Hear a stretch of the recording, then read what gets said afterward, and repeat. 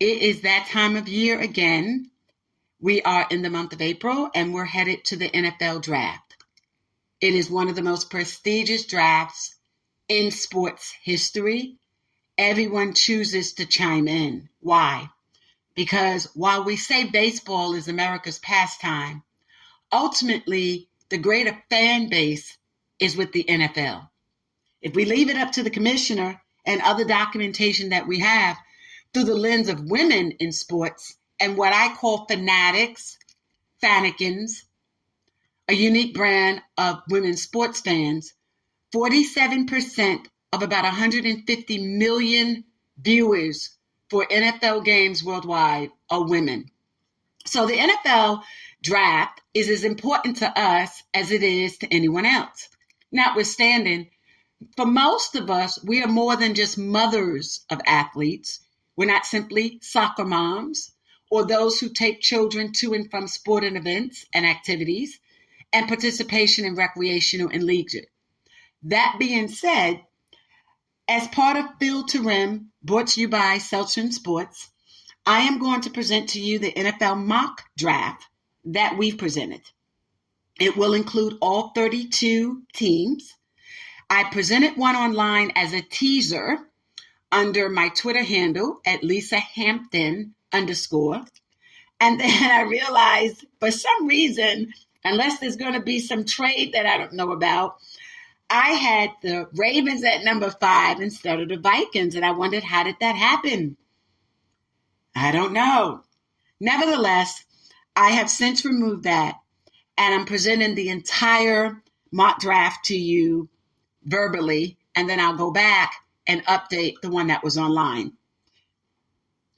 Maybe it's that purple and gold or that blue and that gold. I don't know. Maybe I know something. I don't know.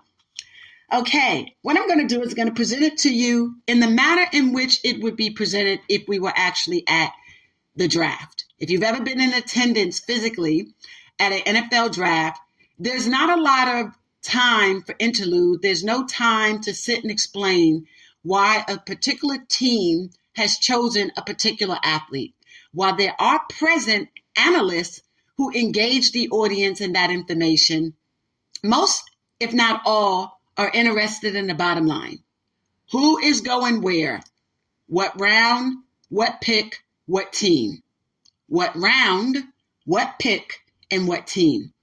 And with that in mind, that's how I'm going to present it to you today. Because there are 32 teams in the NFL, I'm going to go 1 through 16 and then pause, elaborate on some other relevant information, and then pick up from 17 to 32. But before I do that, I want to give a special shout out to our high school participants who have made the top 100 for collegiates, who have gone through sign-in this month already. So shout out to those football players who are doing their sign-ins now for high school and their notice and letters of intent, if you will. But I also want to recognize the college seniors who are graduating this year, who are in the top 1 or 200 prospects for the NFL. Oftentimes, the draft list is inclusive. Majority players are juniors and sophomores. But we do have some seniors, and I want to recognize some of those seniors in no particular order. And if I miss anybody, just know, charge it to my head, not my heart. And at the end of the day, recognize that you are also being recognized. Darius Robinson, he's an edge. He's a senior. Michael Penix Jr., QB, he's a senior. Brandon Fisk out of FSU. And by the way, Michael, as you know, is out of Washington. And Brandon Fisk is out of FSU. Jordan Morgan is out of Arizona. Tyler Nubin is West Virginia. No, he's Minnesota. Zach is at West Virginia. Rook, and I'm going to spell the last name so I don't make an error, Orhoro. He's out of Clemson. And then Kristen Hayes, UConn. He's an IOL. Our OT is Graham Barton. He's out of Duke. And then we have an OT, Kristen Jones out of Texas. And I think that's it for the top 100, if you will, prospects. Or maybe the top 60 for the first 2 rounds. So shout out to you all. Congratulations, gentlemen, on being seniors. I'll pick back on that area when I do my pause for 17 to 32. So let's go. As a native New York, I grew up watching the New York Giants, the New York Jets, and obviously, and of course, we head up to Western New York, which is what we call Bills Mafia Nation. So shout outs to those teams already. I got to show that love. But we grew up in a household that were Dallas Cowboy fans as well. Diehard Cowboy fans. Fans from my grandparents' generations that go back to the days of Drew Pearson, Tony Dorsett, Roger Staubach. So you know I know what I know. So when you grew up in that type of environment, where from grandparents to parents to my generation, that's all you're inundated with is this form of athleticism, which is a word that I created. You don't believe me, but I did. As a young girl, I did a book report in the 90s. It made it to the desk of former Commissioner David Stern for the NBA and to executives at NBC. I was told by everybody that there was no such word as athleticism. I still have the document, which I typed and prepared. And then for those of you who follow sports who are much older than myself, but you will remember Mark Costas. You do know him, Mark Costas, and he was a commentator for NBC, and he used my term. And everyone around me who knew, I was told that there was no such word as athleticism when I put it in the report, knew when he covered the NBA game, a New York Knicks game. To the late Commissioner David Stern, Shiva, Shiva, Shiva. Okay, let's go. Bears, quarterback, Caleb Williams from USC. Number 2, Commanders, they need a quarterback, Jayden Daniels from LSU. The Patriots, quarterback, J.J. McCarthy, go blue, Michigan. Cardinals, QB, Drake Maye. The Vikings, they need a receiver, a catcher, a running back. Nobody could do it better than Malik Naber. Some people pronounce it Naber, but it's Naber. If they were to choose a QB for the Vikings, it would be Michael from Washington, Michael Penix Jr. At number 6, the Giants, wide receiver, Marvin Harrison, OSU. If they go QB, it would be Bo Nix from Oregon. Number 7, the Titans, OT, Alu Fashunu from PSU. Number 8, the Falcons, an edge, Dallas Turner, Bama boy. Keep him in the community in those 7 southern states. Falcons, Atlanta, Bama. He's going to know their running game. There is something to be said about players from the Philadelphia Eagles and the Falcons and the University of Georgia and Bama and Auburn. They know how to run the game. They have a similar plays, that SEC. Anywho, the Bears need an edge, and yes, they really need a real edge. Jarrett Verse from FSU. New York Jets, wide receiver, Rome Odunze, Washington. The Chargers, OT, Talise Fuaga from Oregon. Broncos, a CB, Keon Mitchell, Toledo. Raiders, QB, Michael P. Jr., Washington. The Saints, OT, J.C. Latham, Bama.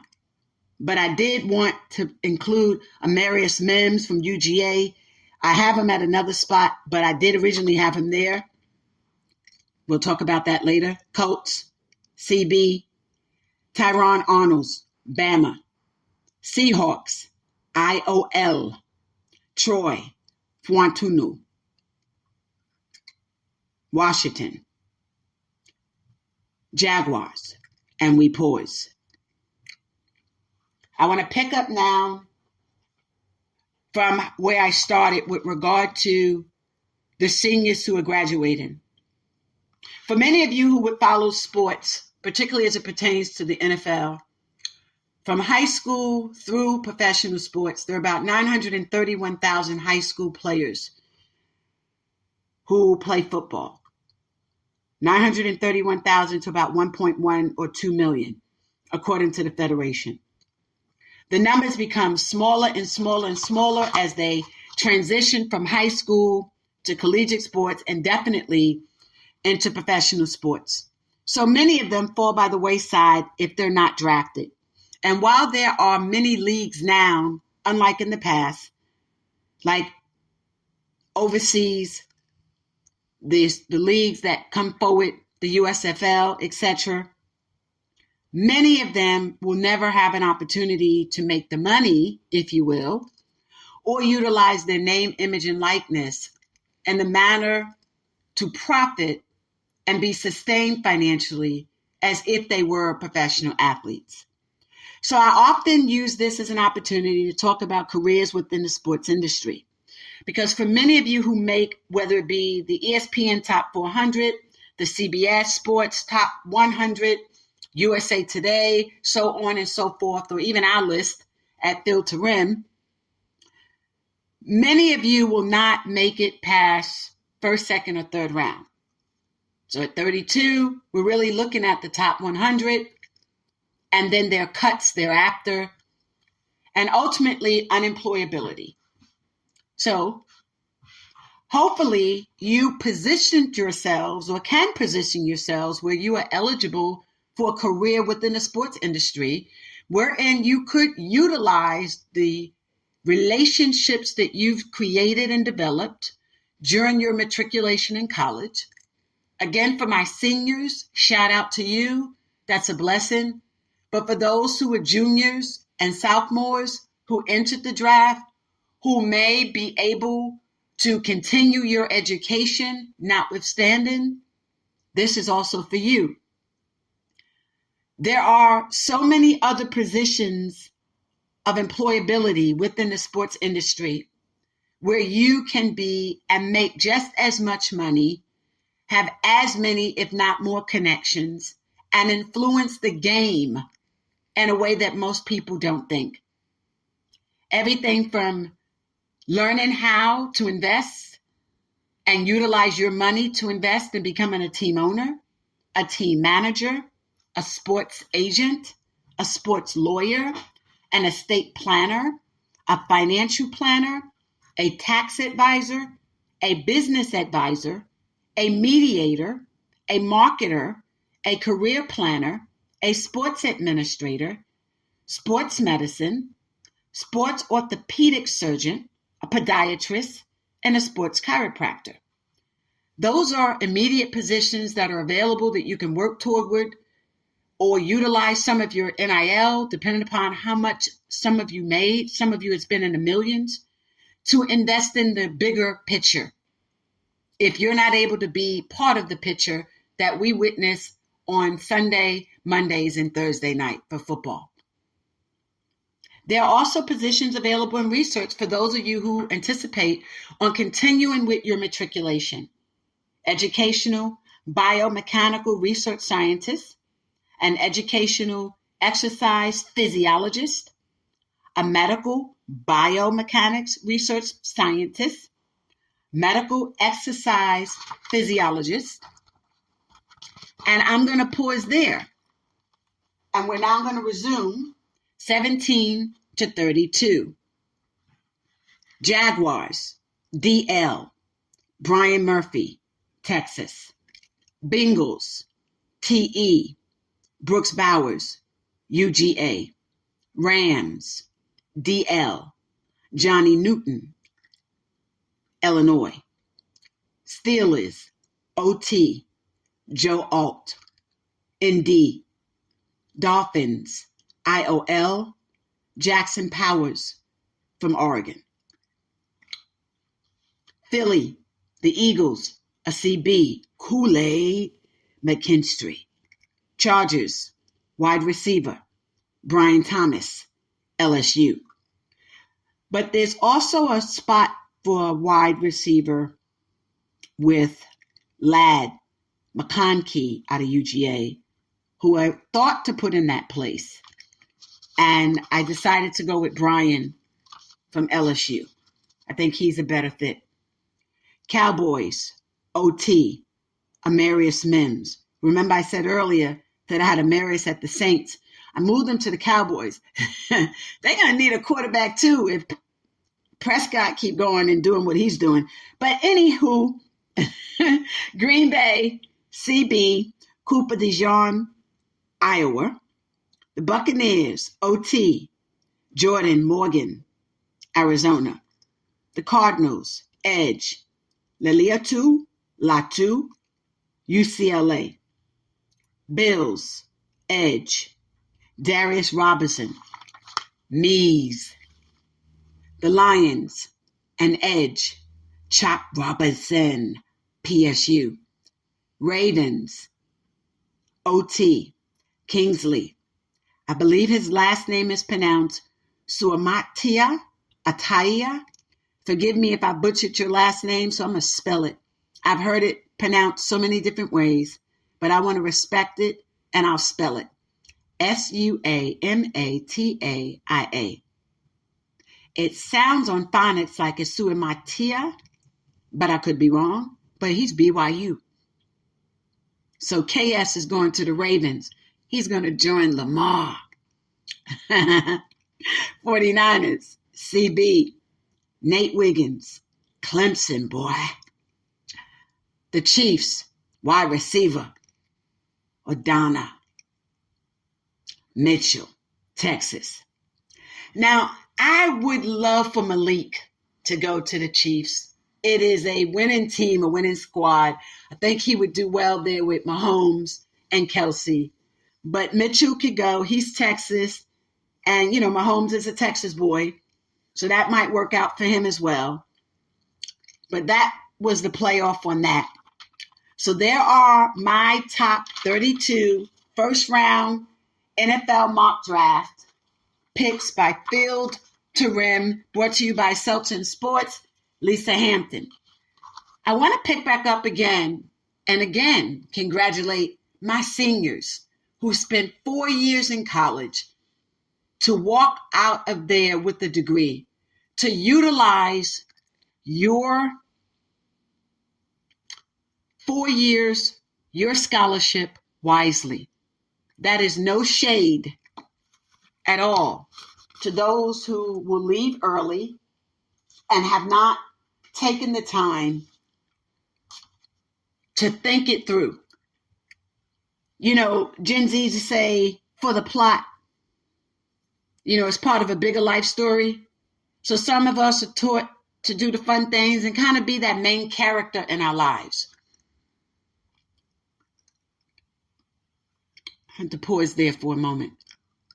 But what is going to be the plot for your life if you're a sophomore or junior and you're injured in your first or second year? What becomes the fallback plan? We have this conversation every year regarding the number of professional athletes who within 5 years of retirement are broke. It is not simply because of mismanagement financially. It is also because they don't have a fallback plan that allows for them to continue to generate money equivalent to what they made and what they were spending. And most of them don't have the fallback plan because they did not attain the education. One of the biggest arguments that the NC2A made over and over again for decades regarding compensating collegiate athletes for their play in exchange for scholarships was that the scholarship itself affords you a 4-year education, a college degree that can ultimately lead to earnings in the millions. And therefore, athletes were being compensated accordingly. We now recognize that that is not true when you look at merchandising, gate or ticket sales, media rights, etc., and the multi-billion-dollar industry that collegiate sports has become. That being said, how can you best profit from your name, image, and likeness even after your career? How can you continue to profit during your time as an athlete? What experiences academically can you bring to the game if you're not drafted? There's only 32 games. Despite us having 50 states in the union, there's only 32 teams. You know, 1 game per team. 32 games, not figuratively speaking, but 32 teams. And even when you look at a state like New York, of the 32 teams, Buffalo, Bills, Jets, and Giants, they got 3. Florida, Miami Dolphins, Jaguars, Tampa Bay, they have 3. So when you spread it out throughout the United States, we honestly don't have. I missed the Panthers. My fault. The Panthers was on there. That's the Panthers. Sorry about that. Okay, I just want to throw that out. So you have your 32 teams. I corrected that. Panthers. Okay. So you have your 32 teams. And there are not going to be a lot of opportunities for everyone to go first, second, or third round. For example, in the first round, the Bears have the first pick and the 9th pick. The Chargers have the 11th pick and the 23rd pick. The Cardinals have the 4th pick and the 27th pick. Because oftentimes they're doing trades, and those trades might result in future picks. The point that I'm attempting to make is what I want for every one of you, notwithstanding whether you are picked, chosen, drafted, whatever term we want to use. At the end of the day, you came in and started as a student athlete. The athlete being the latter. What you did and can do and should do as the student is benefit to your best ability from the free education that you are afforded. That education can be very, very profitable. There are several other career choices that you can consider with regard to and pertaining to remaining within the sports field. Why is this important? Because many of you, I know firsthand, begin to dip and dab in drugs, alcohol, and or you find yourselves on the other side of the law. And with the increase of sports betting and that corruptible seed that is associated with sports betting, some of you can also find yourself doing things that you would not ordinarily do in an effort to make sure that you can still be part of the game and the notoriety associated with the game. So I want you to still take into consideration some other career choices that can be made that will allow you to remain within the sports industry. Sports nutritionist, a sports nutritionist counselor, sports medicine, physical therapist, sports psychologist, sports sociologist, a coach or part of the coaching staff, offense, defense, special teams, trainer, recruiter, sports commentator, public relations representative, event planner, speakers bureau representative or publicist. 2, professor, teacher, educator, drug, alcohol counselors, marriage counselors, an architect or home builder, real estate agent or broker, interior design, fashion coordinator and designer, and security. Every one of these that I just mentioned are part and parcel to the lives of professional athletes in the NFL. They need you. What better person can provide these services than someone who knows the game? You. So if you are not drafted, remember the reality check. Do not put too much emphasis on going pro, only to be disappointed. Consider another career. You can also utilize the talents from the bench to the second string, as we call it. Do not make your athletic scholarships your only means of getting into college as a path to a career. But that you have already attained, you need to utilize it in that manner. Many of you may have majored in a minor, figuratively speaking, with no disrespect intended. But if you're not drafted, continue to network with your high school and collegiate associates who will go pro. Know that the doors that I just shared with you are open. There are many who will need your assistance and your guidance. There are many students who, if you are not drafted, can learn from you regarding what life after collegiate sports could look like and be like. Often we state, particularly for African American males, where the numbers are very small. Right now, the class of 2023, well, not necessarily class, but as of 2023, there were 14 Black quarterbacks in the NFL. I coined a term called quarter blacks. You might find it on Twitter.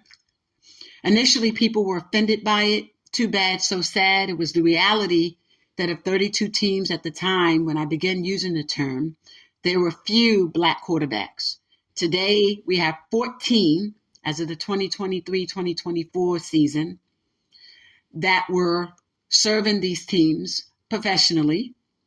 You already know the names, the Jordan Loves, the C.J. Strouds, the Lamar Jacksons, and the host and the host and the host and the host, and the list goes on and on and on. But we may be getting about another 4 or 5 to that list, depending upon how we look at it. And you too have a responsibility unto yourselves and to your communities to ensure that it's not simply about bringing in Black quarterbacks, but that it's also about give back. What are you giving back to the community? I remember, if you look on my Twitter handle, you'll see I follow sports and the games. And I remember giving a shout out to McCarthy from Michigan, because he used his NEAL money to provide programs and services and community outreach as a collegiate player. Some of you bear the responsibility when you're drafted, if you are not already done so, to commit yourselves to the communities too. Sports is more than a game, it's a business. And the business of the game is sports. Sports is more than a game, it's a business. And the business of the game is sports. But what might that look like?